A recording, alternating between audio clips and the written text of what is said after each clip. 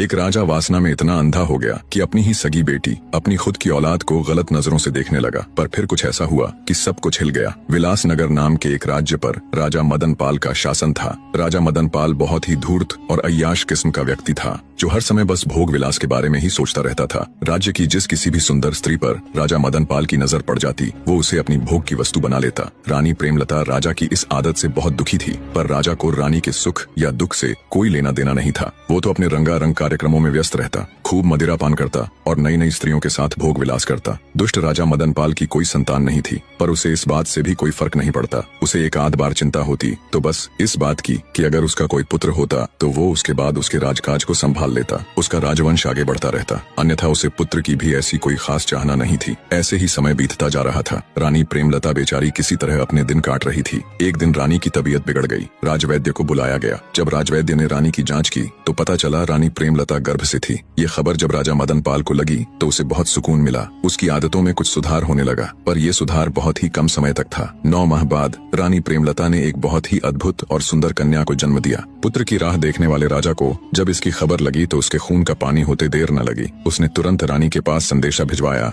कि उसकी कोख से जन्म लेने वाली लड़की का वो कभी मुख तक नहीं देखेगा। वो अपनी बेटी को मुझसे दूर ही रखे। अगर कभी मुझे वो नजर आई तो मैं तुरंत रानी सहित उसको मृत्यु के घाट उतार दूंगा। बेचारी रानी को जब राजा का ये संदेश मिला तो वो खून का घूंट पीकर रह गई। इसके अलावा वो बेचारी और कर भी क्या सकती थी। अब रानी के पास एक सहारा था, तो वो थी उसकी नवजात कन्या। रानी को तो पुत्री के रूप में जैसे नया जीवन मिल गया था। अत्यंत सुंदर नयन नक्श वाली उस अद्भुत कन्या में तो जैसे रानी प्रेमलता के प्राण बसते थे। रानी जब भी उसको छूती, उसके दुलार करती तो उसके सारे दुख गायब हो जाते। रानी ने अपनी बेटी के अद्भुत सौंदर्य को देखते हुए उसका नाम तारावती रख दिया। उधर राजा पहले से भी दुष्ट हो चला था। लड़की होने के बाद तो उसने बिल्कुल ही रानी के पास जाना बंद कर दिया था। अब वो पहले से भी ज्यादा क्रूर हो गया था और खुलकर अपनी मनमानी करने लगा। ऐसे ही समय बीतने लगा। राजकुमारी तारा अब 10 साल की हो चली थी। वो इतनी सुंदर थी कि उस जैसा पूरे संसार में कोई नहीं था। रानी प्रेमलता को अब अपनी बेटी राजकुमारी तारावती के विवाह की चिंता होने लगी, क्योंकि पुराने समय में बचपन में ही बच्चों का विवाह कर दिया जाता था और जब उनकी 18वीं वर्षगांठ मनाई जाती तब उनका गुना कर दिया जाता। अर्थात जिस लड़के के साथ लड़की का विवाह होता, लड़की को अपना घर छोड़कर लड़के के घर जाना होता। इसी चिंता को ले